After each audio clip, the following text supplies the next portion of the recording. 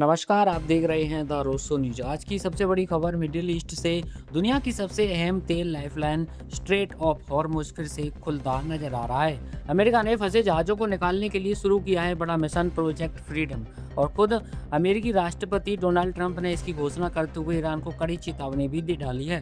तो आखिर क्या है पूरा मामला, कैसे दुनिया की अर्थव्यवस्था इससे जुड़ी है और क्या सच में युद्ध खत्म होने की ओर बढ़ रहा है, आइए पूरी खबर विस्तार से समझते हैं।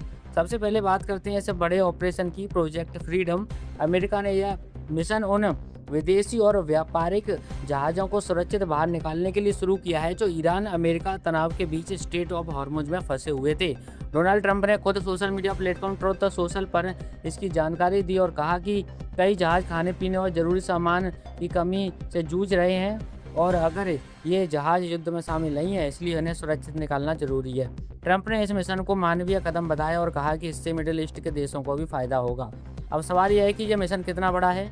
अमेरिकी सेंट्रल कमांड यानी CENTCOM के मुताबिक ये कोई छोटा ऑपरेशन नहीं है, बल्कि एक विशाल सैन्य मिशन है। इसमें शामिल है मिसाइल डिस्ट्रॉयर, 100 से ज़्यादा फाइटर जेट और विमान, अत्याधुनिक ड्रोन और करीब 15,000 सैनिक। सेंटकॉम के कमांडर एडमिरल ब्रैड कूपर ने कहा है कि यह मिशन सिर्फ जहाज़ों को बचाने के लिए नहीं, बल्कि क्षेत्रीय सुरक्षा और वैश्विक अर्थव्यवस्था के लिए बेहद जरूरी है।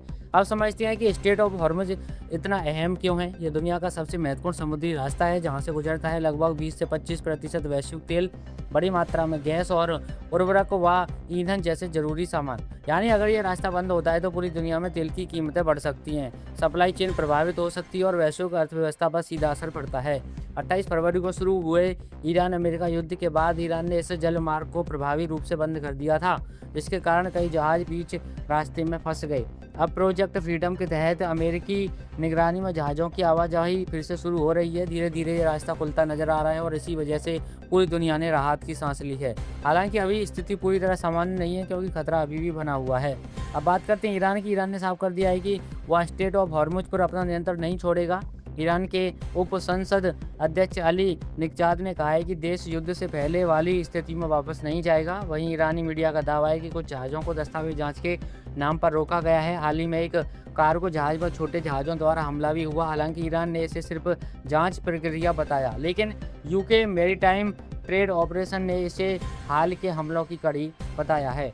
अब सबसे बड़ा सवाल यही है कि क्या यह तनाव खत्म होने वाला है। रिपोर्ट्स के मुताबिक ईरान ने अमेरिका के सामने 14 सूत्र प्रस्ताव रखा है। अमेरिका ने भी उसका जवाब दे दिया है और अब ईरान उसकी समीक्षा कर रहा है। हालांकि एक बड़ा मुद्दा अभी भी अटका हुआ है, न्यूक्लियर कार्यक्रम। ईरान चाहता है कि इस मुद्दे को बाद में रखा जाए, जबकि अमेरिका इसे प्राथमिकता दे रहा है। अगर दोनों देशों के बीच बातचीत सफल होती है तो न सिर्फ युद्ध खत्म हो सकता है, बल्कि हॉर्मुज पूरी तरह खुल सकता है। इस पूरे घटनाक्रम का असर सिर्फ मिडिल ईस्ट तक सीमित नहीं है, तेल की कीमतों का असर भी है, ग्लोबल ट्रेड पर असर भी है और भारत जैसे देशों की अर्थव्यवस्था पर भी सीधा प्रभाव है, क्योंकि भारत भी अपने तेल का बड़ा हिस्सा इसी रास्ते से आयात करता है। ऐसे में हॉर्मुज का खुलना भारत समेत पूरी दुनिया के लिए राहत की खबर है। तो कुल मिलाकर प्रोजेक्ट फ्रीडम सिर्फ एक सैन्य ऑपरेशन नहीं, बल्कि एक ऐसा कदम है जो वैश्विक व्यापार, अर्थव्यवस्था और कूटनीति तीनों को प्रभावित कर रहा है। अब देखना होगा कि क्या अमेरिका और ईरान के बीच बातचीत वास्तव में शांति की ओर बढ़ती है या फिर तनाव एक बार फिर बढ़ता है।